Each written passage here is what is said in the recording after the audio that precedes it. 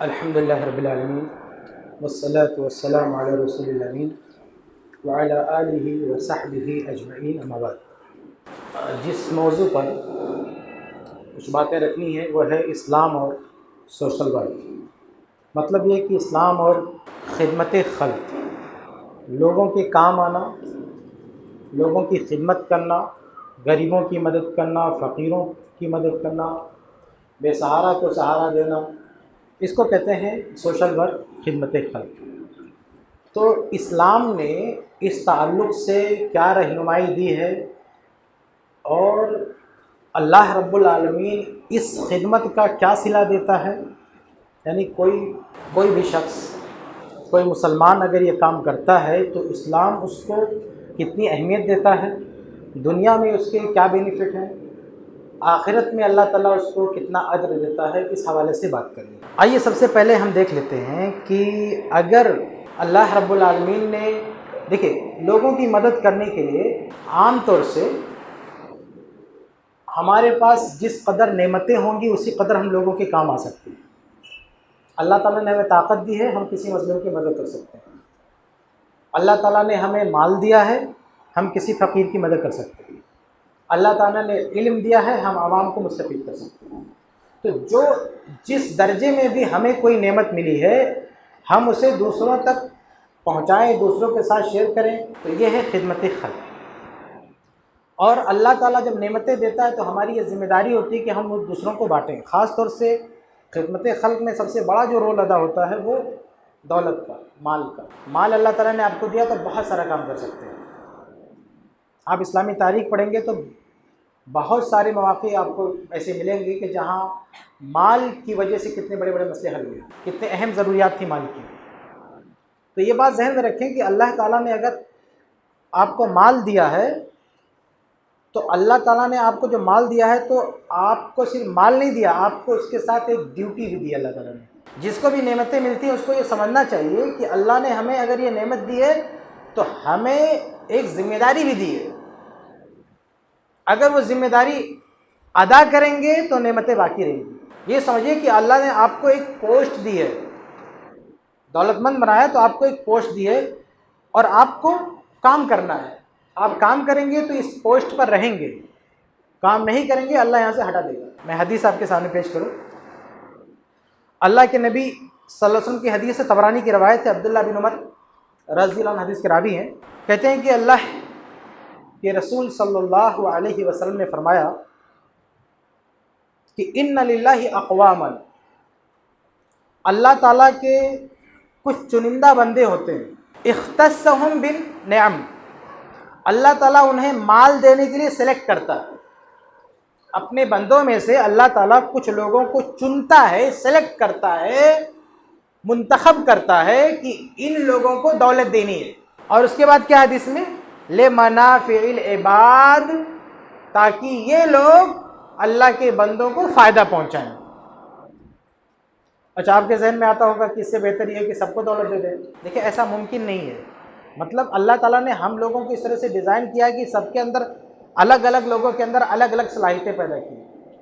کچھ لوگوں کو اللہ تعالیٰ نے طاقت دی ہے، طاقت، ان کا کام ہے سرحدوں کی حفاظت کریں، وہ پولیس میں جائیں، فوج میں جائیں۔ ہر آدمی فوج میں نہیں جا سکتا نا، ایسے نہیں کہ ہر آدمی فوجی بن جائے۔ ایسے اللہ تعالیٰ نے کچھ لوگوں کو علم دیتا ہے، ہر آدمی علامہ ہو جائے گا، ہر آدمی مفتی ہو جائے گا نہیں۔ کچھ لوگ ڈاکٹر ہوتے ہیں، ہر آدمی ڈاکٹر نہیں ہو سکتا، کچھ ہی لوگ ہو سکتے ہیں۔ ایسے کچھ لوگ مالدار ہوتے ہیں، سب مالدار نہیں ہو سکتے۔ تو الگ الگ ذمہ داریاں اللہ تعالیٰ الگ الگ لوگوں کو دیتا ہے۔ تو اللہ تعالیٰ کی یہ تقسیم ہے، اللہ تعالیٰ کا یہ نظام ہے۔ تو اللہ فرماتا ہے کہ کچھ لوگوں کو اللہ مال دیتا ہے تاکہ دوسرے بندوں کو فائدہ پہنچائیں، یعنی سمجھو ایک پوسٹ دی آپ کو اور آپ کو ڈیوٹی دی۔ آگے حدیث کے الفاظ ہیں کہ یقرہم فیہا، اللہ اس دولت میں مالدار آدمی کو باقی رکھتا ہے، ما یبذلونہا، جب تک کہ وہ خرچ کرتے رہتے ہیں۔ یعنی مالدار جب تک اپنا مال لوگوں میں خرچ کرتا رہتا ہے تب تک اللہ تعالیٰ اسے مالدار بنائے رکھتا ہے، اس پوسٹ پہ برقرار رکھتا ہے۔ لیکن آگے ہے کہ فَإِذَا مَنَعُوهَا، کہ جب مالدار لوگ اپنا مال روکنے لگتے ہیں، دینے سے اپنا ہاتھ روک لیتے ہیں، تو اللہ کیا کرتا ہے؟ نَزَعَهَا مِنْهُمْ، ان کی دولت ان سے چھین لیتا ہے، ان کی دولت ان سے چھین لیتا ہے۔ چھین کے کیا کرتا ہے؟ برباد کرتا ہے؟ نہیں، ان کی دولت چھین کے فَحَوَّلَهَا إِلَىٰ غَيْرِهِمْ، وہ دولت ان سے اٹھا کے دوسرے کو دے دیتا ہے۔ ہم لوگ کہتے رہتے نا کہ یار یہ آدمی کل سڑک پہ سو رہا تھا، آج بلڈنگیں بنا رہا، آج اتنا مالدار ہو گیا، اور کہتے ہیں کہ کل ایک آدمی آسمانوں میں اڑ رہا تھا، آج دھرتی پہ آ گیا۔ تو یہ اچانک نہیں ہوتا ہے، اللہ کا جو یہ سسٹم ہے نا، جو حدیث میں بتایا گیا، جب اللہ اس نظام کو نافذ کرتا ہے تو یہی دیکھنے کو ملتا ہے کہ روڈ پہ ہونے والا، سونے والا جو ہے بنگلے میں چلا گیا، بنگلے میں رہنے والا روڈ پہ آ گیا، کیونکہ اللہ تعالیٰ اس سے دولت چھین لیا۔ جیسے اگر آپ کی آفس ہو، اس میں کوئی کام کر رہا ہو، اگر وہ ڈیوٹی نہ کرے، آپ نے کسی پوسٹ پہ رکھا، کسی کام پہ رکھا، وہ ڈیوٹی نہ کرے تو آپ کیا کریں گے؟ ریپلیس کر دیں گے، اس کو ہٹا کے دوسرے کو لائیں گے۔ تو ایسے اللہ تعالیٰ نے بھی مالداری دیا ہے اور ایک ڈیوٹی دیا ہے، ڈیوٹی کرو گے تو رہو گے، ڈیوٹی نہیں کرو گے اللہ ریپلیس کر دے گا، آپ کو وہاں سے ہٹا دے گا، کسی دوسرے کو بٹا دے گا۔ یہ حدیث رسول ہے۔ اور اس کے تعلق سے ایک اور حدیث دیکھیں آپ، صحیح بخاری کی حدیث ہے، صحیح بخاری صحیح مسلم کی حدیث ہے، بڑی مشہور حدیث ہے کہ اس نظام کو نافذ کرنے کے لیے دو فرشتے باقاعدہ دعا کرتے ہیں۔ دعا کیا ہے؟ حدیث کے الفاظ کیا ہیں کہ اللہ کے نبی صلی اللہ علیہ وسلم فرمایا کہ ما من یوم یصبح العباد فیہ، کہ کوئی دن ایسا نہیں گزرتا ہے، کوئی صبح ایسا نہیں گزرتی ہے مگر اس صبح الا ملکان ینزلان، آسمان سے دو فرشتے نازل ہوتے ہیں، دو فرشتے نازل ہوتے ہیں، فیقول احدہما، ان دونوں میں سے ایک کیا کہتا ہے؟ کہتا ہے اللہم اعطی منفقا خلفا، کہ اے اللہ آج جس نے خرچ کیا ہے اسے اور نواز، اسے اور عطا کر، اسے اور دے۔ تو فرشتے کیا دعا کرتے ہیں کہ اس کے پاس پیسہ تھا، اس نے کسی کو دیا ہے، نوازا ہے، یہ خرچہ کرتا ہے، اے اللہ اسے اور دے، کیونکہ یہ بندوں کو فائدہ پہنچاتا ہے۔ دوسرا فرشتہ کیا کہتا ہے؟ کہتا ہے کہ اللہم اعطی ممسکا تلفا، کہ اے اللہ جس نے روک کے رکھا ہے، اپنا پیسہ خرچ نہیں کیا، کسی کے کام نہیں آیا، اس کی دولت برباد کر دے، اس کی دولت چھین لے۔ فرشتوں کی جب یہ دعا قبول ہوتی ہے، خرچ کرنے والا ترقی کرتا ہے، اور جو خرچ نہیں کرتا ہے وہ اپنی دولت سے ہاتھ دھو بیٹھتا ہے۔ جب فرشتوں کی دعا اللہ تعالیٰ قبول کرتا ہے تو اگر اللہ نے نعمت دی ہے تو یاد رکھیں کہ اس لیے دی ہے تاکہ آپ اپنی ذمہ داری نبھائیں۔ اپنی ذمہ داری نہیں نبھائیں گے تو اللہ تعالیٰ آپ کو اپنی رحمت بند کر دے گا۔ سنن ترمذی کی ایک روایت ہے، شیخ البانی رحمہ اللہ نے صحیح قرار دیا ہے کہ عمر بن مرہ رضی اللہ تعالیٰ عنہ نے معاویہ رضی اللہ عنہ کے پاس آ کے ایک حدیث سنائی۔ معاویہ جو خلیفہ تھے، عمر ابن الخطاب رضی اللہ تعالیٰ عنہ نے انہیں شام کا گورنر بنایا تھا، 20 سال تک اس پوسٹ پہ تھے، اور بعد میں پھر ایک مرحلہ گزرا، اور اس سے گزرنے کے بعد وہ باقاعدہ خلیفہ بن گئے، اس کے بعد بھی 20 سال تھے، یعنی 40 سال انہوں نے حکومت کی ہے۔ 40 سال، 20 سال ایک اسٹیٹ کی اور 20 سال پورے عالم اسلام کی خلیفہ بن کے، کل 40 سال ہوتے ہیں۔ تو ان کے سامنے صحابی رسول آتے ہیں، کہتے ہیں سمعت رسول اللہ صلی اللہ علیہ وسلم یقول، میں نے اللہ کے رسول صلی اللہ علیہ وسلم کو فرماتے ہوئے سنا ہے کہ ما من امام یغلق بابہ دون ذوی الحاجۃ والخلۃ والمسکنۃ، کہا کہ جو امام، جو حاکم، یا جو بھی اس درجے پر ہو، وہ اگر اپنے دروازے بند کر لے کمزور لوگوں کو دیکھ کے، غریب لوگوں کو دیکھ کے، یعنی کمزور اور غریب طبقہ اس کے دروازے پر آئے، وہ دروازہ بند کر لے، ان کی مدد نہ کرے، تو اللہ کیا کرتا ہے؟ الا اغلق اللہ ابواب السماء، تو اللہ تعالیٰ آسمان کے دروازے اس میں بند کر دیتا ہے۔ یہ امیر معاویہ رضی اللہ تعالیٰ عنہ کو سنایا۔ سنانے کا مقصد یہ تھا تاکہ معاویہ حاکم ہے اور وہ غریبوں کی دیکھ بھال کرے، یہ سنانے کا مقصد یہی تھا۔ اگر ان کے دروازے پہ غریب فقیر آئے تو اس کی مدد کی جائے، اگر مدد نہیں کریں گے تو انجام ان کو بتانا چاہیے۔ جب یہ حدیث معاویہ رضی اللہ تعالیٰ عنہ نے سنی تو ترمذی کے الفاظ ہیں فَجَعَلَ مُعَاوِيَةُ رَجُلًا عَلَى حَوَائِجِ النَّاسِ، تو معاویہ رضی اللہ تعالیٰ عنہ نے ایک آدمی کو یہ ڈیوٹی دے دی کہ تم ذرا لوگوں کی ضرورتوں پتہ کر کے ان کی ضرورتیں پوری کرو. یعنی ایک پوسٹ بڑھا دیا کہ ہمارے پاس اگر کوئی ضرورت مند آتا ہے تو ایک آدمی کو اسی کام پہ لگا دیا کہ تمہارا کام صرف یہ ہے کہ جو ضرورت مند آئے اس کو دیکھو، اس کو چیک کرو، جو اس کا مطالبہ ہے، جو اس کی ضرورت ہے اس کو پوری کرو. معاویہ رضی اللہ تعالیٰ عنہ کے یہ کام بہت بابرکت تھی. ان کو بہت ترقی ملی اور بہت عزت کے ساتھ انہوں نے حکومت کی، بہت سارے لوگوں کو جو ہے فائدہ پہنچایا، عالم اسلام کو فائدہ پہنچایا. اس میں ان کی جو نیکیاں تھیں، ان میں نیکیوں میں سے ایک نیکی یہ بھی ہے کہ وہ غریبوں کا بڑا خیال کرتے تھے. عمر ابن الخطاب رضی اللہ تعالیٰ عنہ نے وظیفہ مقرر کیا تھا بہت سارے لوگوں کا، اس کو کئی گنا بڑھا دیا تھا. کس نے؟ معاویہ رضی اللہ تعالیٰ عنہ نے. خاص طور سے اہل بیت کا وظیفہ تو اور زیادہ بڑھا دیا تھا. کچھ لوگ اس کو نگیٹو معنی میں لیتے ہیں، کہتے ہیں کہ معاویہ رضی اللہ تعالیٰ عنہ خوش کرنے کے لیے لوگوں کو پیسے دیتے تھے. ارے بھائی، خوش کرنے کے لیے نہیں، وہ نظام ان کا بنایا ہوا نہیں تھا پیسہ دینے کا، وہ نظام عمر ابن الخطاب رضی اللہ تعالیٰ عنہ نے بنایا تھا، اس میں انہوں نے اضافہ کر دیا تھا. بس عہد فاروقی سے ان کو دیا جا رہا تھا اور معاویہ رضی اللہ تعالیٰ عنہ نے اس کو اور بڑھا دیا.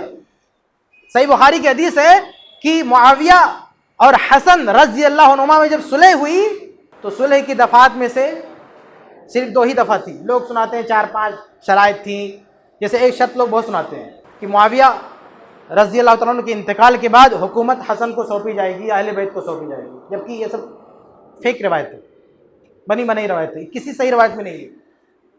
صحیح بخاری کی روایت میں صرف اور دوسری روایت میں صرف 2 چیزیں صحیح سندوں سے ملے گی. حسن رضی اللہ تعالیٰ عنہ نے 2 باتیں رکھی تھی بس. ایک بات یہ کہ امت کا بہت خون بہہ چکا ہے، اب خون نہیں بہنا چاہیے، اب خون خرابہ رکنا چاہیے، آپس میں لڑائی نہیں ہونی چاہیے. اور دوسری شرط یہ رکھی تھی کہ ہمارے دور اقتدار میں جب تک ہم نے چلایا سسٹم، جب تک جن کو جو وظیفہ مل رہا تھا اس میں سے کچھ بند مت کیجیے گا، وہ ملتا رہے. یہ صحیح بخاری میں کہ وہ چیز جس کو ہم جتنا دے رہے تھے چاہے وہ زیادہ ہی ہو، وہ آپ بند مت کیجیے گا. معاویہ رضی اللہ تعالیٰ نے کہا کہ بالکل مجھے کوئی اعتراض نہیں، کسی کا بند نہیں کیا بلکہ اور بڑھا دیا، اور بڑھا کے دیا معاویہ رضی اللہ تعالیٰ نے. یہ اصل میں پورا نیکی ہے، ان کی سراسر نیکی ہے، جس کو لوگ نگیٹو معنی میں لیتے ہیں کہ لوگوں کو خوش کرنے کے لیے پیسے دیتے تھے. خوش کرنے کے لیے نہیں، ایک سسٹم چلا آ رہا تھا، اس کو انہوں نے جاری رکھا تھا. بلکہ خود حسن رضی اللہ تعالیٰ نے یہ شرط رکھی تھی صلح کی، اس لیے وہ دے رہے تھے. لوگ کہتے ہیں نہیں، خوش کرنے کے لیے بانٹ رہے تھے نا. عمر ابن الخطاب رضی اللہ تعالیٰ کا جاری کردہ نظام تھا، اس کو وہ چل رہا تھا. عثمان بن عفان رضی اللہ تعالیٰ نے اس کو آگے بڑھایا، علی رضی اللہ عنہ نے اس کو آگے بڑھایا، اور خود حسن رضی اللہ تعالیٰ عنہ نے بھی اس کو آگے بڑھایا. اور پھر ان کے ہاتھ میں جب معاملہ آیا تو حسن رضی اللہ تعالیٰ عنہ نے یہ اپیل کی کہ یہ چیز بند نہیں ہونی چاہیے. بہرحال یہ حدیث، اس کی وجہ یہ تھی کہ یہ حدیث ان کو سنائی گئی تو معاویہ رضی اللہ تعالیٰ نے باقاعدہ ایک آدمی فکس کر دیا کہ تمہارا کام ہی ہے غریبوں کی دیکھ بھال کرو. اور اللہ تعالیٰ نے ان کو دیکھیے کتنا نوازا. ان کی حکومت کے آپ قصے پڑھیں، مطلب اتنا اسلام کو فائدہ پہنچایا کہ آج بھی مطلب اسلام کے دشمنان بلبلا رہے ہیں، آج بھی چلا رہے ہیں، ان کے خلاف گالی گلوچ کر رہے ہیں، ان سے حسد کر رہے ہیں، جل رہے ہیں ان سے، ان کی خدمات سے. تو کہنے کا مطلب یہ کہ اس حدیث میں بھی جو ان کو سنائی گئی تھی اس میں بھی یہ بات تھی کہ اگر لوگوں کی مدد کرو گے اللہ مدد کرے گا، مدد روک لو گے تو اللہ آسمان کے دروازے بھی بند کر دے گا. آگے بڑھتے ہیں. اب آئیے اس کو ہم 1-2 مثال سے بھی دیکھ لیتے ہیں. جو ابھی کہا گیا نا کہ جو اللہ کی راہ میں خرچ، جس کو اللہ نے دولت دی وہ اللہ کی راہ میں خرچ کرتا اللہ اور بڑھاتا ہے، اور جس کو دولت دی گئی وہ خرچ کرنا بند کر دیتا اللہ دولت چھین لیتا ہے. یہ تو رول آپ کے سامنے اللہ کا نظام بتایا گیا نا. اس نظام کو اللہ نے کیسے نافذ کیا ہے 1-2 مثال بھی دیکھ لیتے ہیں. ایک مثال ہے صحیح مسلم کی. صحیح مسلم حدیث نمبر 2984، بڑی ہی اہم روایت ہے. اللہ کے نبی صلی اللہ علیہ وسلم نے اس واقعے کو بیان کیا ہے، اس لیے اس کی صحت میں کوئی شک و شبہ نہیں ہے. صحیح مسلم کی روایت ہے اور بیان کرنے والے کون ہیں؟ اللہ کے نبی صلی اللہ علیہ وسلم. وہ کہتے ہیں کہ بینما رجل بفلاۃ من الارض فسمع صوتا فی سحابۃ اسق حدیقۃ فلاں. کہتے ہیں کہ آدمی ایسے چل رہا تھا، جا رہا تھا، اس نے کیا سنا کہ کوئی بادلوں سے کہہ رہا ہے کہ فلاں کے کھیت میں پانی برساؤ، فلاں کے باغ میں پانی برساؤ. اب یہ آدمی جو ہے پریشان ہو گیا کہ بھئی چاروں طرف سوکھا پڑا ہوا ہے، کہیں بارش نہیں ہو رہی ہے، یہ آخر کون ایسا شخص ہے جس کے لیے اسپیشل بادل کو حکم ہو رہا ہے کہ جا کے اس کے کھیت میں پانی برسو؟ تو جب بادل نے یہ سنا آواز تو بادل ایک جگہ چل پڑا، تو اس نے بادل کا پیچھا کیا کہ کدھر جاتا ہے۔ اب بادل کا جب پیچھا کیا تو ایک جگہ گیا بادل، اور وہاں پہ بارش ہوئی، بارش ہونے کے بعد سب پانی ایک طرف بہنے لگا۔ حدیث کے الفاظ ہیں کہ فَتَتَبَّعَ الْمَاءَ، اس نے پانی کا پیچھا کیا کہ دیکھو کہاں جا رہا ہے۔ فَإِذَا رَجُلٌ قَائِمٌ فِي حَدِيقَتِهِ يُحَوِّلُ الْمَاءَ بِمِسْحَاتِهِ، تو کیا دیکھتا ہے کہ ایک آدمی اپنے باغ میں اپنے کھیت میں کھڑا ہے، کدال لے کے پانی کو پورے باغ میں سرکولیٹ کر رہا ہے، پہنچا رہا ہے، ایک دم بنداس بے فکر، اسے نہیں دھیان ہے پانی کا سورس کہاں سے آ رہا ہے، کوئی فکر نہیں، پانی آ رہا ہے اس کے باغ میں، وہ سب جگہ پہنچا رہا ہے۔ اکیلا کسان اپنے کھیت میں کھڑا ہے، سوکھا پڑا، کہیں بارش نہیں ہو رہی ہے، اس کے کھیت میں پانی کی سپلائی جاری ہے۔ اب یہ چونکہ پورا دیکھ چکا کہ بادل کو حکم دیا گیا، بادل یہاں برسا، وہاں سے پانی بہہ کے اس کے کھیت میں آیا، یہ صحیح مسلم کی حدیث ہے، یہ کرامت ہے، کرامت۔ ہاں، ہم کرامتوں کے منکر نہیں ہے، لیکن ثابت ہونا چاہیے۔ تو اب دیکھیے وہ آگے بڑھا اور اس سے پوچھتا ہے یا عبداللہ مسمو، کہ اللہ کے بندے آپ کا کیا نام ہے؟ پوچھتا ہے کہ آپ کا نام کیا ہے بھائی، اپنا نام بتا دو۔ اس کسان سے پوچھتا ہے آپ کا کیا نام ہے؟ فقال الاسم الذي سمع في صحابتي، تو اس نے وہی نام بتایا جو آسمان کو کہتی ہوئی سنا گیا تھا، جس کا نام لے کر بولا، حکم دیا گیا تھا کہ اس کے کھیت میں پانی برساؤ، جب اس نے اپنا نام بتایا تو وہی نام تھا۔ پھر اس نے کہا کہ لما تسألنی علی اسمی، کہ میاں تو میرا نام کیوں پوچھ رہے ہو، بات کیا ہے؟ اتنی پوچھ تاچھ کرنے آئے، انکوائری کر رہے ہو، کیا بات ہے، ماجرا کیا ہے؟ فقال، اس نے کہا کہ انی سمعت صوتا فی السحاب الذی ھذا ماؤہ، کہا یہ جو پانی تمہارے کھیت میں آ رہا نا، جس بادل نے یہ پانی برسایا ہے، اس بادل کو میں نے کسی کو کہتے ہوئے سنا ہے کہ تمہارے کھیت میں پانی برسا ہے۔ تو کیا کہتا ہے؟ کہتا ہے کہ فما تصنع فیہا، بھائی تم کرتے کیا ہو، آپ ایسا کیا کرتے ہیں کہ آپ کے لیے خصوصی بارش اللہ تعالیٰ برسا رہا ہے؟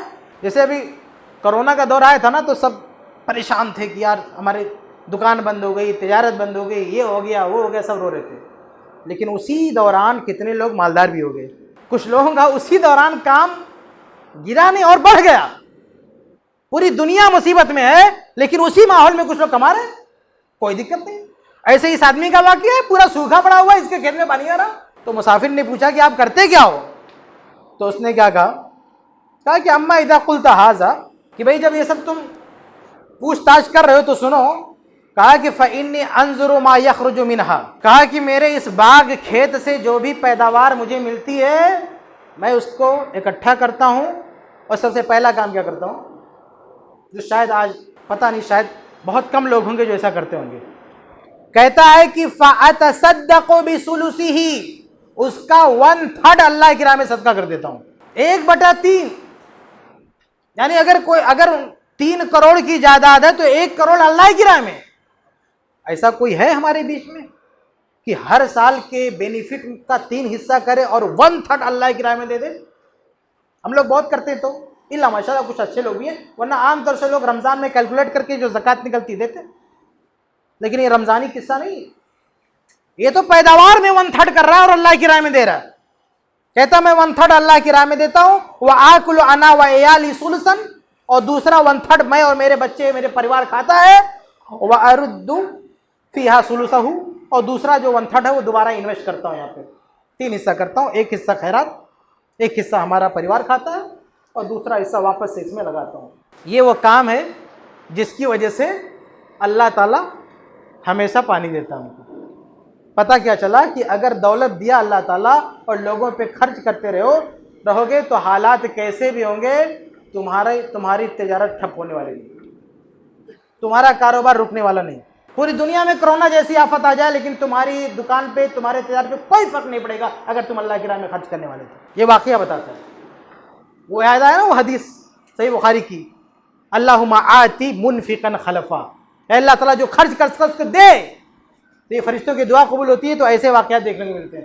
اب اس کا اپوزٹ واقعہ دیکھو، دوسرا، یہ تو خرچ کرنے والا ہے، اب وہ واقعہ دیکھو جب خرچ کوئی نہیں کرتا اس کا انجام کیا ہوتا ہے۔ یہ قرآن میں موجود ہے، سورہ قلم میں، آیت نمبر 23 سے 33 تک آپ دیکھیں۔ لمبا واقعہ، خلاصہ یہ ہے کہ ایک شخص، اس کے پاس بھی باغ رہتا ہے، سیم پراپرٹی اس کے پاس بھی رہتی ہے، باغ کھیت۔ اب ایک واقعہ تو کھیت والے کا آپ نے سن لیا، باغ والے کا، وہ بھی واقعہ سیم یہی ہے اس کے پاس بھی سیم پراپرٹی ہے. وہ بندہ کیا کرتا تھا, وہ بھی اسی طرح سے کچھ کرتا تھا.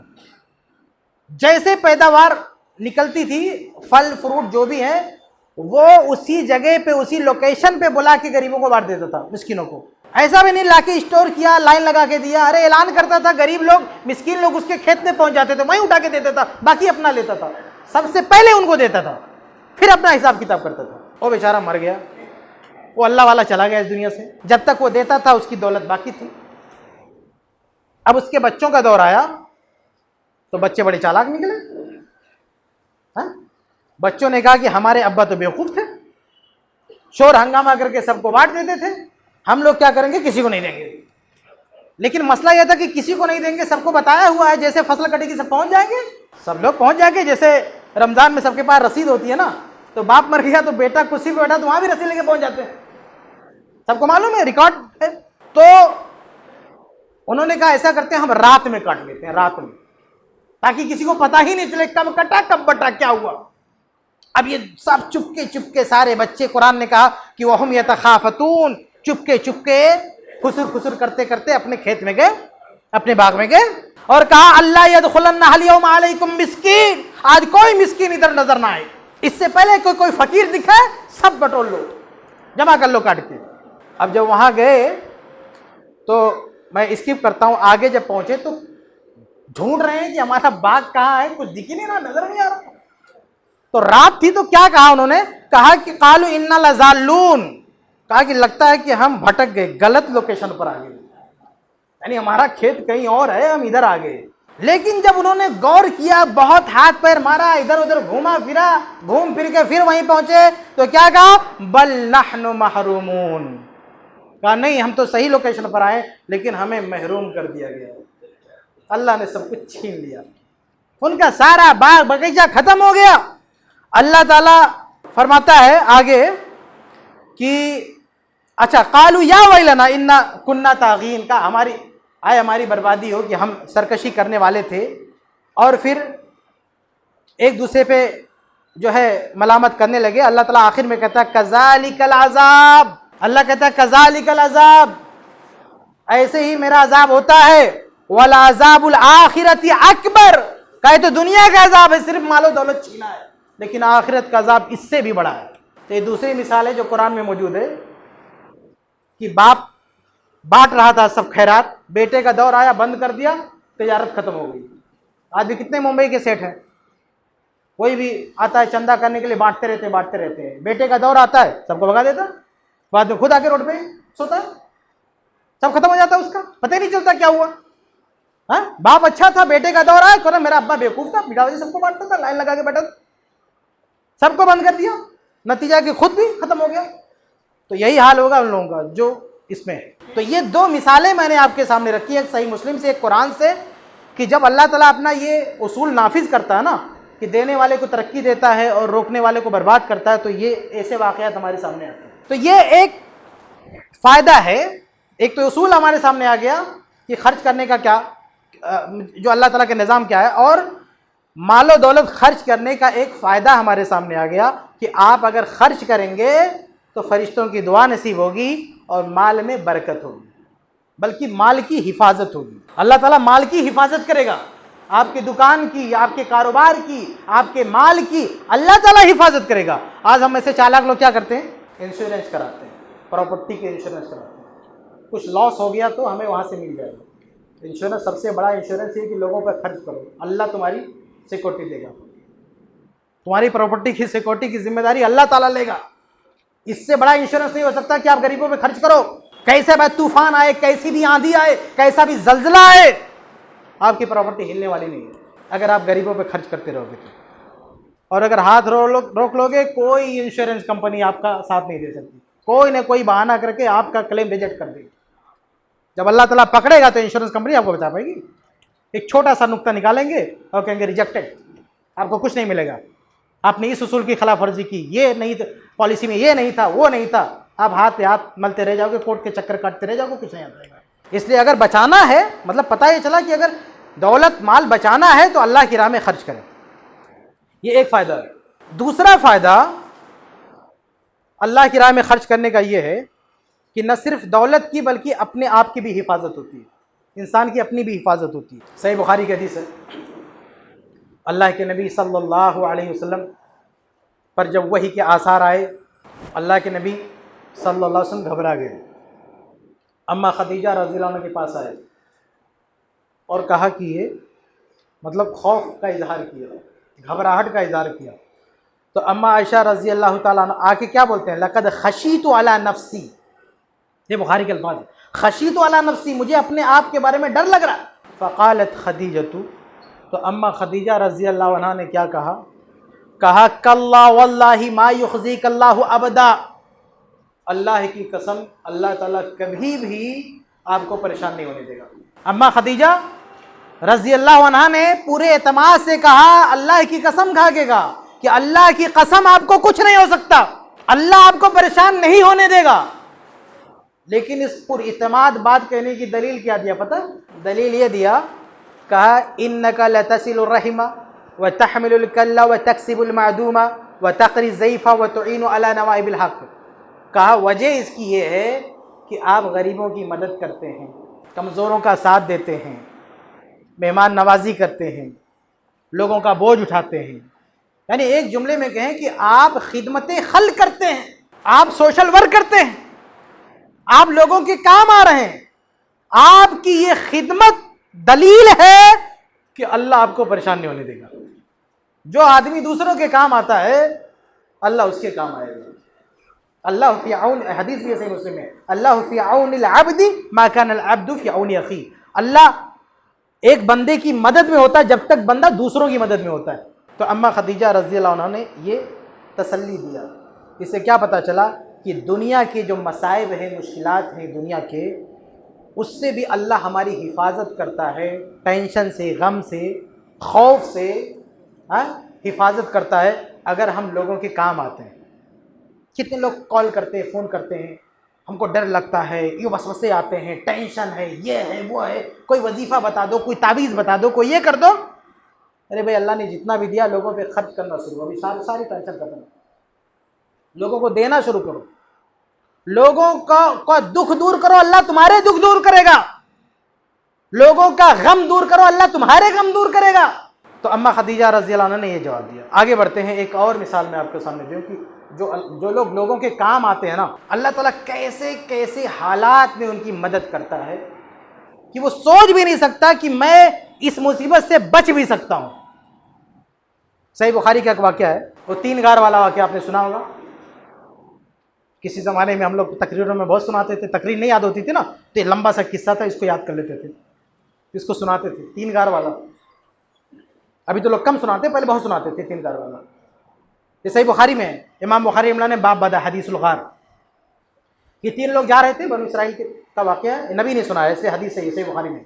یہ 3 لوگ جا رہے تھے، بارش ہو رہی تھی تو تینوں ایک غار میں چھپ گئے، بڑا سا پہاڑ، اس کے اندر ایک غار، جا کے چھپ گئے۔ اب جا کے چھپ گئے تو برسات میں چٹان کبھی کبھی کھسکتی ہے نا، چٹان کھسکتی، کتنے لوگ مر جاتے ہیں۔ تو چٹان ایک کھسکی اور غار کا جو منہ ہوتا اسی پہ بڑا سا پتھر آ کے اس کا منہ بند ہو گیا۔ اب وہ تینوں اندر لاک ہو گئے، وہ باہر نکل ہی نہیں سکتے تھے، وہ باہر نہیں نکل سکتے تھے۔ تینوں باہر کیسے آئے؟ دیکھو صحیح بخاری کے الفاظ ہے، ان لوگوں نے کیا کہا؟ انہوں نے کہا کہ ادعوا اللہ بافضل عمل عملتموہ، کہا کہ اگر اس مصیبت سے نکلنا ہے تو ہم نے اپنی پوری لائف میں سب سے اچھا جو کام کیا ہے اس کا تذکرہ کر کے، اس کا واسطہ دے کے اللہ کو پکارتے ہیں، شاید اللہ ہمیں اس مصیبت سے نجات دیتے۔ تینوں نے کہا کہ ہم میں سے ہر ایک اپنی لائف میں جو سب سے اچھا کام کیا اس کا ذکر کرے۔ اب تینوں نے کیا کیا ذکر کیا، میں یہی آپ کے سامنے اس واقعے کا یہی حصہ، یہی پارٹ ہائی لائٹ کرنا چاہتا ہوں، ورنہ یہ واقعہ آپ نے پہلے بھی سن کے رکھا ہے، پہلے بھی یہ واقعہ سنا آپ نے، لیکن جو ہائی لائٹ کرنے جا رہا ہوں شاید اس پہ دھیان نہیں دیا ہوگا، کبھی آپ نے 100 بار سنا ہوگا، لیکن جو چیز میں نمایاں کرنا چاہتا ہوں، اس واقعے میں دکھانا چاہتا ہوں، ہو سکتا ہے پہلی بار آپ نے اس پہ غور کیا ہو۔ ان تینوں نے جب اللہ کے سامنے اپنے اعمال گنانے شروع کیے تو تینوں کے اعمال کا تعلق خدمت خلق سے تھا۔ انہوں نے ایسے اعمال نہیں گنائے جیسے نماز، روزہ، وہ اعمال نہیں گنائے، تہجد نہیں، ان تینوں نے وہ اعمال گنائے جس میں یہ کسی کے کام آئے تھے. بھائی نماز روزہ تو کمپلسری ہے, آپ نماز پڑھتے کوئی احسان نہیں کرتے, یہ کوئی کمال کی بات نہیں. نماز نہیں پڑھو گے تو جہنم وہی دے, اسلامی مملکت تو سزا ہے. کمال تو یہ ہے کہ جو چیز آپ پہ فرض نہیں ہے وہ بھی آپ کرو. کمال تو یہ کہ تہجد پڑھو, کمال تو یہ کہ سنتیں پڑھو. اس کا یہ مطلب نہیں, ان لوگوں نے خدمت خلق کا حوالے اس کا مطلب نہیں کہ نماز روزہ کی اہمیت کم ہے. نماز روزہ کی بڑی اہمیت ہے, لیکن وہ تو کمپلسری ہے بھائی. کمال تو یہ ہے کہ آپ فرائض کے ساتھ ساتھ مستحبات بھی انجام دو, جو آپ پہ فرضی نہیں وہ کرو آپ. تو ان تینوں نے وہ کام کا حوالہ نہیں دیا جو فرض تھا, ایسے کام گنائے جو ضروری نہیں تھا ان کے لیے لیکن انہوں نے کیا. پہلے نے کیا کہا؟ پہلے نے یہ کہا کہ اے اللہ تعالیٰ تو اچھی طرح سے جانتا ہے. اپنے والد کا جو ہے واقعہ اس نے نقل کیا. کہا کہ میرے ماں باپ بوڑھے ہو گئے تھے, میں بکریاں چراتا تھا, جب کھانا کھلانا ہوتا تھا, دودھ پلانا ہوتا تھا, سب سے پہلے اپنے والدین کو پلاتا تھا. خدمت خلق میں سب سے اول نمبر پر کون آئیں گے پتہ ہے؟ ماں باپ آئیں گے. اگر آپ کسی کے کام آ سکتے ہیں تو سب سے پہلے ماں باپ ہیں. کچھ لوگ اپنے ماں باپ کو اولڈ ایج ہوم میں ڈال دیتے ہیں اور جا کے چندہ بانٹتے ہیں سب کو. ہاں, عزت ٹرسٹ میں دیا, ادھر دیا, سوشل ورک کرتے ہیں. ہاں, راشن بانٹیں گے کر کے ماں باپ کو لے جا کے وہاں ڈال دیا. خدمت خلق میں سب سے پہلے آپ اپنے پریوار کو دیکھو, ماں باپ کو دیکھو, بال بچوں کو دیکھو, اس کے بعد دوسرے لوگوں کا بھی نمبر لو. تو اس بندے نے یہ کہا کہ اللہ تعالیٰ میں سب سے پہلے ماں باپ کو پلاتا تھا, ایک دن وہ لوگ سو گئے تو میں نے انہیں جگانا بھی مناسب نہیں سمجھا. میرے بچے رو رہے تھے بھوک سے, لیکن میں نہیں جگایا کہ کہیں یہ دکھی نہ ہو جائیں, تکلیف نہ ہو, ڈسٹرب نہ ہو.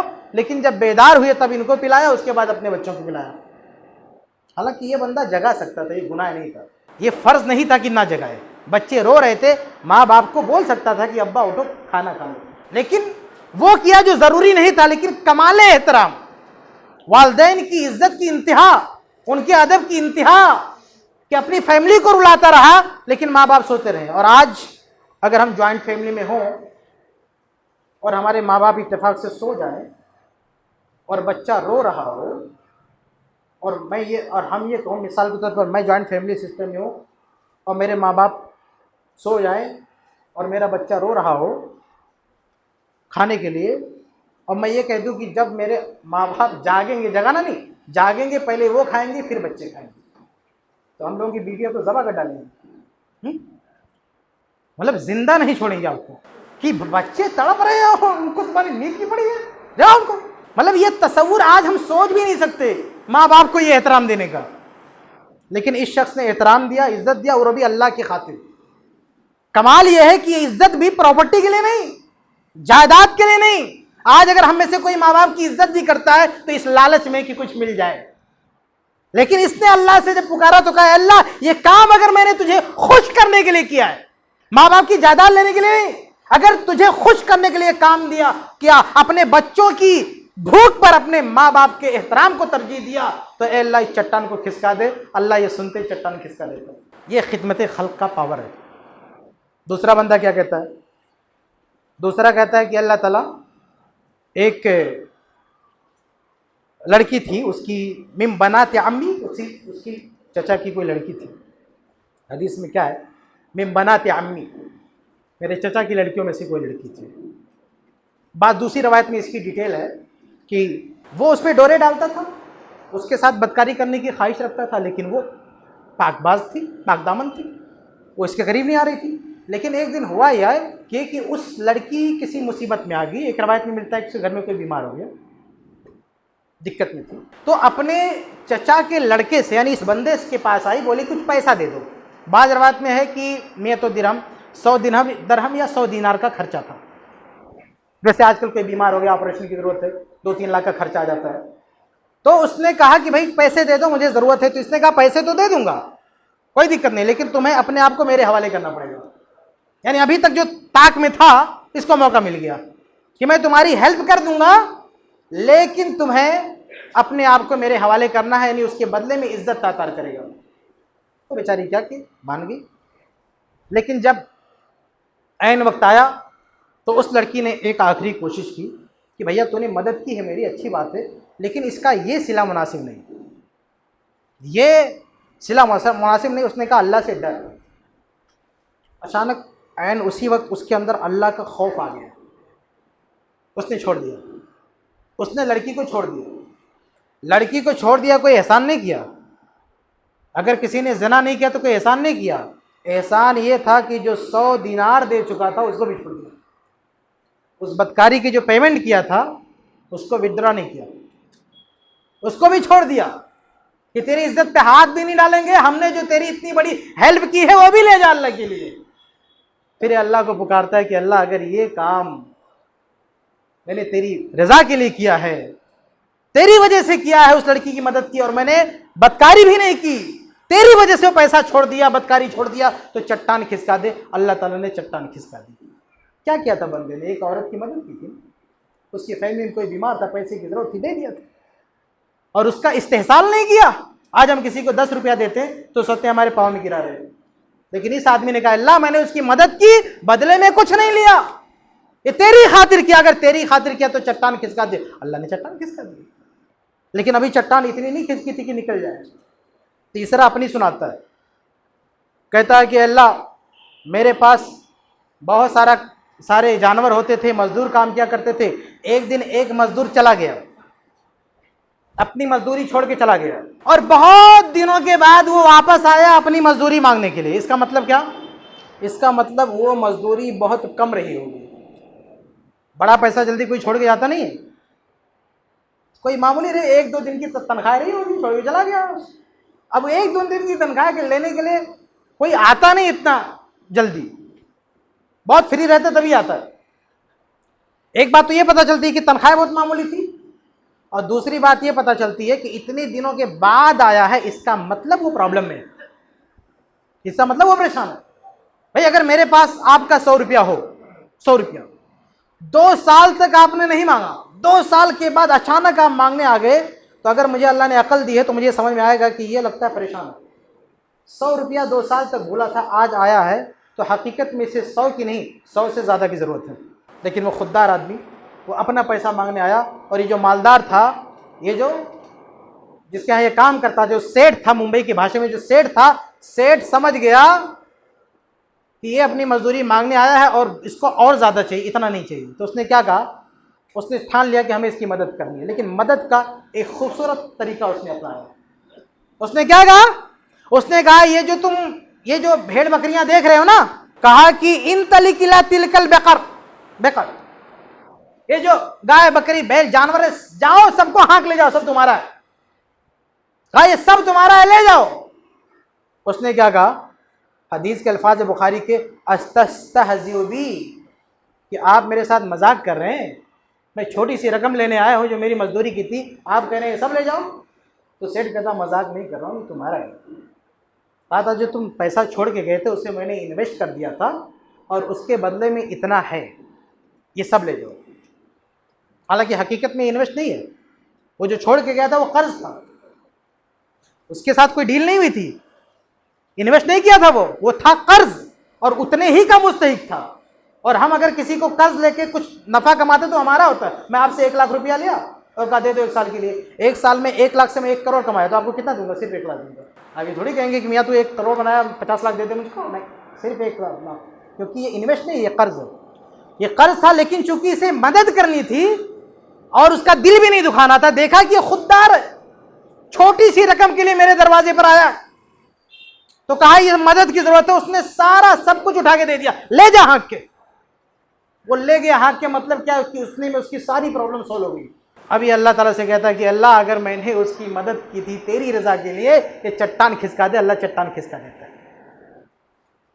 ان تینوں واقعات میں یہ جو غار والے تھے، 3 غار والے، ان تینوں نے جو ریفرنس دیا، جن اعمال کا حوالہ دیا، تینوں کا تعلق خدمت خلق سے تھا، لوگوں کی ہیلپ، لوگوں کی مدد سے تھا، اور اللہ تعالیٰ نے اس کا یہ صلہ دیا۔ آج ہم بھی ایسی پرابلم میں آ سکتے ہیں نا، کبھی کبھی ڈاکٹر بولتا ہے کہ تم کو کینسر ہو گیا، مر جاؤ گے، جیسے یہ لوگ بند تھے، ان کو لگتا تھا اب ہم گئے، لیکن اللہ تعالیٰ نے ان کی کیسی مدد کی۔ دنیا میں کوئی نہیں دیکھ رہا تھا، باہر کی دنیا سے کوئی کمیونیکیشن نہیں تھا، نہ کوئی موبائل تھا، چلاتے تو آواز بھی نہیں جاتی، کوئی پہنچ ہی نہیں سکتا تھا مدد کے لیے، لیکن اللہ نے بچا لیا۔ ابھی کچھ سالوں پہلے ہم نے دیکھا تھا، پڑوس میں سیلاب آیا تھا، ایک چٹان پہ 4-5 لوگ کھڑے تھے، پوری دنیا لائیو دیکھ رہی تھی ان کو، لائیو، ہیلی کاپٹر بھی وہاں اڑ رہا تھا، وہ سمجھ رہے تھے کہ ابھی ہم لوگوں نے ہمیں بچایا، لیکن سیلاب کی ایک دھار آئی، سب کے سب بہ گئے، مر گئے۔ آپ سوچیں، یہ نہ سوچیں کہ یہ 3 لوگ غار میں پھنسے تھے، ہم کہاں پھنسنے والے ہیں، ابھی چند سالوں کی بات ہے، پھنس گئے تھے ایک چٹان پہ، اور اندر پیک نہیں تھے، لاک نہیں تھے، پوری دنیا لائیو دیکھ رہی تھی، لیکن پوری دنیا دیکھ رہی تھی، لیکن کوئی نہیں بچا پایا۔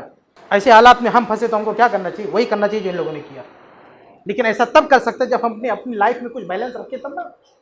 ہم نے نیکیوں میں کون سی نیکی بیلنس کر کے رکھی ہے، بچا کے رکھی ہے، جو اللہ کے سامنے ہم اس کو ذکر کر سکیں۔ تو یہ میرے بھائیوں فائدہ ہوتا ہے کہ دنیاوی مصائب میں اللہ تعالیٰ ہماری مدد کرتا ہے۔ وقت ختم ہو چکا، میں آئیے اخروی فائد پہ کچھ بات آپ کے سامنے رکھ دوں کہ صرف دنیا میں نہیں بلکہ آخرت میں اس کے بڑے فوائد ہیں۔ ایک حدیث ہے، صحیح مسلم کی بڑی مشہور حدیث ہے، اللہ کے نبی صلی اللہ علیہ وسلم فرماتے ہیں کہ من نفس عن مؤمن کربۃ من کرب الدنیا نفس اللہ عنہ کربۃ من کرب یوم القیامہ، کہ اگر کوئی آدمی کسی مومن کے کام آتا ہے، اس کی کوئی تکلیف دور کرتا ہے، اللہ تعالیٰ قیامت کے دن اس کے سامنے کی تکالیف دور کرے گا۔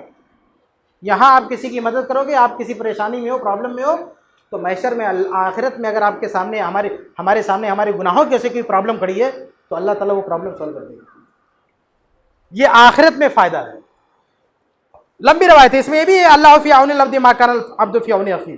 ایسے ہی ایک اور روایت ہے، شیخ البانی رحمہ اللہ نے اس کو صحیح قرار دیا ہے کہ اللہ کے نبی صلی اللہ علیہ وسلم سے پوچھا گیا کہ من احب الناس الی اللہ، کہ اللہ کے یہاں سب سے محبوب بندہ کون سا ہے؟ پوچھا گیا نبی سے کہ اللہ کے یہاں سب سے محبوب بندہ کون ہے؟ جواب کیا تھا؟ انفعہم للناس، جو لوگوں کو سب سے زیادہ محبوب فائدہ پہنچاتا، اللہ کو سب سے زیادہ پیارا ہے۔ تو یہاں اگر لوگوں کو فائدہ پہنچائیں گے تو آخرت میں ہمارا مقام بڑھے گا اور اللہ تعالیٰ آخرت میں ہمارے یہاں عزت ملے گی۔ ایک اور دیکھیں آپ، حدیث صحیح بخاری میں ہے، صحیح مسلم میں، بہت ساری کتب حدیث میں ہے، اس میں ہے کہ ایک شخص تھا، اللہ کے یہاں جب لایا جائے گا تو فرشتے کہیں گے کہ تذکر، اس کو کوئی اپنی نیکی یاد نہیں آئے گی، تو فرشتے کہیں گے اپنی نیکی یاد کر۔ یاد کرنے پر بھی اسے یاد نہیں آئے گا کہ دنیا میں نے کچھ اچھا کیا، بار بار کہا جائے گا کہ یاد کر کہ کچھ اچھا کیا، تو اتنا وہ سوچے گا کہ اب میں ہلاک و برباد ہوا، میں نے تو دنیا میں کوئی اچھا کام کیا ہی نہیں۔ پھر اچانک اسے ایک کام یاد آئے گا، اپنی ایک نیکی یاد آ جائے گی، اور پھر وہ بیان کرے گا اللہ کے سامنے۔ اس میں بخاری روایت میں کیا، بخاری کے الفاظ کیا ہے کہ یدائن الناس فکان یقول لفتاہ اذا اتیت معسرا فتجاوز عنہ لعل اللہ ان یتجاوز عنا، وہ لوگوں کو پیسے دیتا تھا، لوگوں کو قرض دیتا تھا، پیسوں سے لوگوں کی مدد کرتا تھا، تو جب پیسہ وصولنے کے لیے اپنے آدمی کو بھیجتا تھا تو کہتا تھا دیکھ اگر کوئی پیسہ نہیں دے پا رہا نا، گرچہ ہمارا پیسہ باقی ہے، نہیں دے پا رہا ہے تو اس کو بخش دینا، اس کو پریشان نہیں کرنا، ہو سکتا اللہ تعالیٰ ہمیں بھی آخرت میں ایسے چھوڑ دے۔ یہ جملہ بولتا تھا وہ کہ ہمارا پیسہ اگر کوئی باقی ہے، نہیں دے پا رہا ہے، اسے چھوڑ دینا، ہو سکتا اللہ قیامت کے دن ہمیں بھی چھوڑ دے۔ تو یہ اپنا یہ حوالہ دیتا ہے اس واقعے کا۔ قال فلقی اللہ فتجاوز عنہ، بخاری کے الفاظ ہیں، جب اس کی اللہ کے پاس پہنچا تو اللہ تعالیٰ نے اسے بھی معاف کر دیا۔ جب یہ نیکی گناتا ہے تو پھر اللہ کہتا ہے کہ میں نے تجھے بھی معاف کر دیا، تو نے لوگوں کو پیسے کی وجہ سے تنگ نہیں کیا، آج تیری اس ایک نیکی کی وجہ سے اللہ نے اس کو معاف کر دیا۔ صرف ایک نیکی کی وجہ سے، لوگوں کی خدمت خلق والی نیکی تھی، صرف ایک نیکی کی وجہ سے اللہ نے اس کے سارے گناہ معاف کر دیے، اسے یاد ہی نہیں آ رہا تھا میں نے کیا کیا، اس ایک نیکی نے اسے بچا لیا۔ بلکہ میں بات ختم کروں گا، صرف ایک واقعہ ذکر کرتا ہوں آپ کے سامنے کہ انسان تو انسان ہے، اگر آپ سچے دل سے درد کو محسوس کرتے ہوئے انسان تو جانے دیں کسی جانور کے بھی کام آ جائیں، جانور پہ بھی رحم کر دیں، تو اللہ تعالیٰ اس کی وجہ سے بھی آخرت میں بخش دیتا ہے۔ صحیح بخاری کی روایت ہے کہ ایک غفر لامرأۃ مومسہ، کہ ایک بدکار عورت، بدکار جو پیشے سے زناکار تھی، اللہ نے اسے معاف کر دیا۔ کیوں معاف کر دیا؟ اس لیے معاف کر دیا کہ مرت بکلب علی راسر، اس کا گزر ایک کتے کے پاس سے ہوا جو ایک کنویں کے کنارے تڑپ رہا تھا پیاس سے۔ اس عورت نے کیا کیا؟ اس عورت نے اپنے کپڑوں سے پانی نکالا اور اس کتے کو پلا دیا۔ کہتے ہیں فنازعت خفا فاوثقته بخمارها، کہ اس نے اپنا دوپٹہ نکالا، جوتے سے باندھ کے پانی نکالا، اس کو پلا دیا۔ حدیث کے الفاظ ہیں فغفر لها بذلك، اس کے اس عمل کی وجہ سے اللہ نے اس عورت کو بخش دیا۔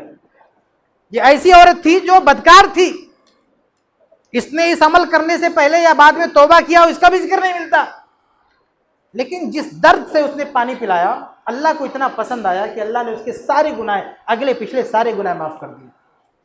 اب یہیں پر میں بات ختم کرتے ہوئے یہ بھی آپ کے سامنے عرض کر دوں میرے بھائیوں کہ لوگوں کی مدد کرتے ہوئے اصل چیز یہ ہے کہ ہمارے دل میں اس کے تعلق سے درد ہونا چاہیے، درد۔ دیکھیے آج ہم یہ واقعہ سن کے بولیں کہ چلو یار ہم لوگ بھی کتے کو پانی پلاتے جنت مل جائے گی، ارے ہزاروں کتوں کو پانی پلائیں تو شاید وہ مقام نہ ملے۔ کیوں؟ کیونکہ آج ہمارا مزاج کیا، کتا تو جانے دے، کسی انسان کو راشن کی بوری پکڑائی، فوٹو کھینچا، سوشل میڈیا پہ ڈال دیا، ہاں؟ کسی کو چونی بھی پکڑائی تو فوٹو کھینچ کے ڈال دیا سوشل میڈیا پہ، تو پھر درد نہیں ہے ہمارے پاس۔ ہم چلاتے ہیں لوگوں کو، کیمرے کے سامنے ہم لوگوں کی مدد کرتے ہیں۔ یہ عورت جب اس کتے کی مدد، انسان نہیں تھا کتا تھا، جب اس کی پیاس بجھا رہی تھی، آج ہم لوگ کورونا میں کتنے لوگوں نے راشن بانٹا، بوتلیں بانٹی، لیکن سب کیمرے میں دکھ رہا تھا۔ اس عورت نے انسان کو نہیں، ایک کتے کو پانی پلایا، کوئی کیمرہ نہیں دیکھ رہا تھا۔ یہ واقعہ ہم کو کیسے پتا چلا؟ آپ کو پتا ہے یہ جو واقعہ ہم سنا رہے ہیں کس نے بتایا ہم کو؟ اس عورت نے یہ کام کر کے نا آگے اپنے گاؤں میں کسی کو نہیں بتایا، اپنے رشتہ دار کو نہیں بتایا، یہ کام کر کے آگے بڑھ گئی، بھول گئی وہ، اس نے خود نہیں احساس کیا کہ میں نے کتنا اچھا کام کیا۔ اس عورت نے کسی کو نہیں بتایا، دنیا کا کوئی کیمرہ نہیں دیکھ رہا تھا، لیکن اللہ دیکھ رہا تھا۔ اللہ نے اس واقعے کو ہمارے نبی سے بتایا اور ہمارے نبی نے صحابہ کرام کو، اور آج ہم ان کو سنا رہے ہیں۔ اس واقعے کو دنیا کی کوئی آنکھ نہیں دیکھ رہی تھی، اس عورت نے بھی کہیں ذکر نہیں کیا، لیکن اللہ نے اسے نوٹس کیا اور اللہ نے اس کو اتنی عزت دی کہ پوری بخشش کر دی ہو۔ تو میرے بھائیو ہم بھی یہ نہ سوچیں کہ کوئی نہیں دیکھ رہا ہے، سوشل میڈیا پہ نہیں ڈالیں گے تو اس کا کوئی صلہ نہیں ملے گا۔ جتنا چپ کے صدقہ کریں گے اتنے ہی اللہ تعالیٰ اس کو اجر دے گا۔ صحیح بخاری کی روایت ہے نا، میں بات ختم کرتا ہوں کہ 7 لوگ اللہ کے عرش کے سائے میں ہوں گے۔ بخاری میں اللہ کے سائے میں، لیکن مراد عرش کا سایہ، اس میں ایک ہوگا رجل تصدق فاخفاها حتى لا تعلم شماله ما تنفق يمينه، کہ اللہ کے سائے میں جگہ پانے والے 7 خوش نصیب لوگوں میں سے ایک قسم ان لوگوں کی ہوگی تصدق، جنہوں نے صدقہ کیا، فاخفا، چھپا لیا، بائیں کو پتہ نہیں چلا دائیں نے کیا دیا، لیکن آج پوری دنیا کو پتہ چلتا ہے سوشل میڈیا پہ ڈالنا۔ بھائی کہیں ضرورت ہو کسی انداز سے تو آپ ڈال سکتے ہیں، بھائی کوئی ادارہ ہے صرف بوریوں کی فوٹو کھینچ کے یا اس کا چہرہ نہ دکھائے، مطلب کسی اس انداز سے ڈالے کہ سامنے والے کی بے عزتی نہ ہو، اس کی گنجائش ہم اس کا انکار نہیں کرتے، تاکہ لوگ آپ کی ہیلپ کریں۔ اگر آپ ادارہ چلا رہے ہیں انفرادی طور پر آپ کر رہے ہیں تب تو آپ کو سوشل میڈیا پہ ڈالنا چاہیے۔ جیسے مجھے اللہ نے توفیق دی، 2 روپیہ میرے جیب میں، میں نے کسی کو دے دیا، کیوں فوٹو کھینچوں گا؟ لیکن اگر میں کوئی ادارہ چلا رہا ہوں، ٹرسٹ ہے میرے پاس، تو مجھے رپورٹ کرنا ضروری ہے تاکہ لوگ ہماری مدد کریں، لیکن اس رپورٹ میں یہ خیال رکھیں کسی کو بے عزت نہ کریں۔ آپ سامان کا فوٹو کھینچ کے ڈال دیجیے، کوئی دقت نہیں۔ لوگوں کا بھی کبھی ڈالنا ہو تو ایسی تصویر ڈالیں کہ اس کی تذلیل نہ ہو، لیکن حد ہو گئی کہ ہم بہنوں کی فوٹو بھی ڈال دیتے ہیں، عورتوں تک کی فوٹو بھی ڈال دیتے ہیں۔ ایک تو فوٹو ڈالا، اس کو بے پردہ کیا، یہ سب اتنا زیادہ بےہودگی، اس کی اجازت نہیں ہے۔ آپ کو ادارہ چلانا ہے، آپ ڈالیے فوٹو، لیکن حساب کتاب سے، تاکہ اس کی بے عزتی نہ ہو۔ تو یہ چند باتیں تھیں میرے بھائیوں خدمت خلق کے تعلق سے۔ خلاصہ یہ ہے کہ اگر ہم لوگوں کے کام آئیں گے کسی بھی طرح سے، چاہے کوئی بھوکا اس کو کھانا کھلا دیا، پیاسا ہے پانی پلا دیا، غریب ہے اس کی مدد کی، کسی کے پاس گھر نہیں گھر دلا دیا، کسی کے پاس اسکول میں پڑھنے کے لیے فیس نہیں فیس کا انتظام کر دیا، لوگوں کے لیے اسکول بنا دیا، اسپتال بنا دیا، کسی طرح سے بھی خدمت خلق کی ہم نے، تو اللہ تعالیٰ اس دنیا میں بھی اجر دے گا، آخرت میں بھی اجر دے گا۔ دنیا میں ہماری اور ہمارے مال کی حفاظت ہوگی اور آخرت میں بھی ہماری حفاظت ہوگی، یہاں بھی فائدہ وہاں بھی فائدہ۔ اللہ تعالیٰ ہم سب کو توفیق دے کہ ہم سب اللہ کتاب و سنت کی روشنی میں زندگی گزاریں۔ آمین۔ ایسے ہی فائدہ مند اسلامک ویڈیوز دیکھنے اور منہج سلف پر کتاب و سنت کی تعلیمات کو عام کرنے میں ہمارا تعاون کریں، تاکہ آپ کے لیے ذریعہ نجات، جنت کے حصول کا سبب، ساتھ ہی مال میں برکت و اضافے کا ذریعہ بھی بنے۔ آمین۔ جزاک اللہ خیرن۔